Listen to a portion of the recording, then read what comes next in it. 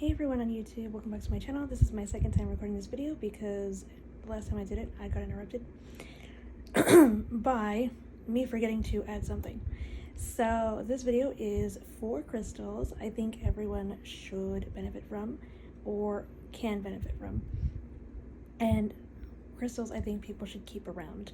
Just note that all of these crystals can be charged in the moon, and also note that a lot of these crystals are from the quartz family, but a couple are not.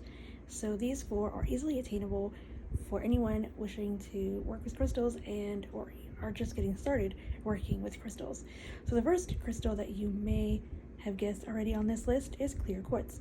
Clear quartz is one of my favorite crystals, not just because it's my first, but it's one of my favorites because it's so conductive and has a great way of both storing and amplifying energy. As I mentioned in the blog post, you can use clear quartz for all types of rituals and spells, and I love clear quartz for amplifying energy, especially if I don't have a lot of energy, if I'm dealing with fatigue or have low energy, storing energy for a spell. I like using it for batteries, so like say I want to charge it for energy with the sun or the moon, which I got inspired by a book. It was called Power Spellcraft for Life, which I can link below. I believe the new edition is called Spellcrafting by Arin Murphy-Hiscock. That's the inspiration for the batteries method. I found that out through that book. So that's a super cool method. You can use it for all types of spells and rituals. It's also good to have around because it can be used in place of other crystals, which I didn't get a chance to mention in the blog either, but definitely worth keeping around. Clear quartz is good for various ways to connect to the earth itself as well through meditating, and is good for meditation as a whole. So definitely check out clear quartz. It's easy to find and easy to get a hold of in any store and just out in nature. The second crystal on the list is amethyst. Amethyst is also in the quartz family. It has a very calming, soothing energy. Amethyst is really good for psychic abilities, intuition work, spells for increasing psychic abilities, rituals for increasing psychic abilities, work with the third eye chakra if you use the chakra system in your practice at all, or the crown chakra. It's also really good for, at least it's my experience on the chakra system aspect. It's also great for calming negative energy in a space, so placing it in the space, holding it with you, keeping it with you to soothe your energies. Sorry, my nose is like itching. Amethyst is also really good for meditation as well. It's very good for meditating on all aspects. It's really good for rituals and spells regarding emotional things as well. It's good to work with, and it's also something I like to use in rituals and spells involving spirit work and working with spirits. That's something I didn't mention in the blog as well. Please note, do not place amethyst in the sun. Do not do it. The color will fade. It's not fun. I've experienced this and I regret it like no other. So definitely check out work with amethyst. Also, don't forget that amethyst can be used for protection work as well. So you can use it for protection of any kind, negative energy, bad vibes, people, carrying it with you for travel as another suggestion for amethyst.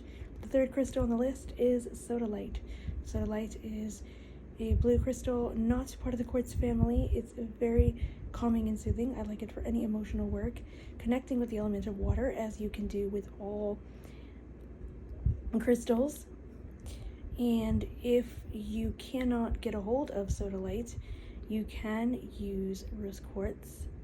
You can use that for emotional healing. You can use that for emotional balance as well. Self-love, love of any kind. You can use that in your spells and rituals for that as well. Do not place sodalite in water. Use the full moon method. It does not work well. And you can also use other blue crystals as well if you cannot gain access to sodalite.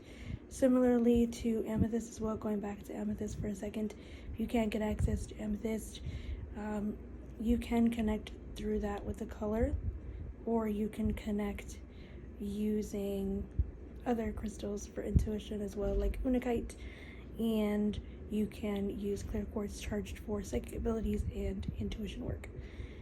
Also, going back down the list, we are at our final crystal, hematite. Hematite is not in the quartz family. Can't remember what family it's in actually off the top of my head right now, but it is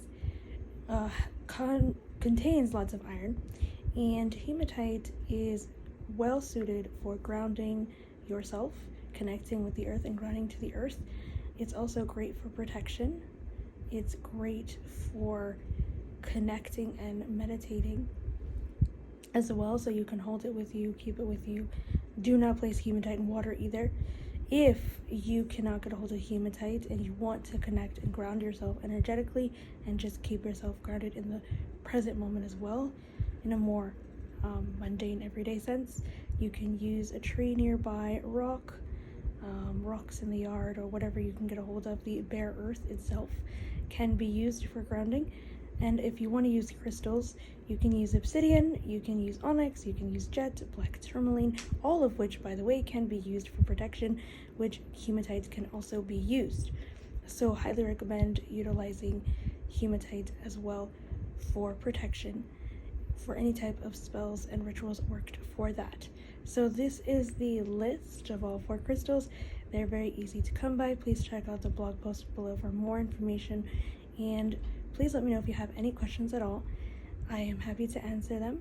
I would say if I have a question though, the question I have is, do you have crystals to add to the list? What would you add? What would you include in this list?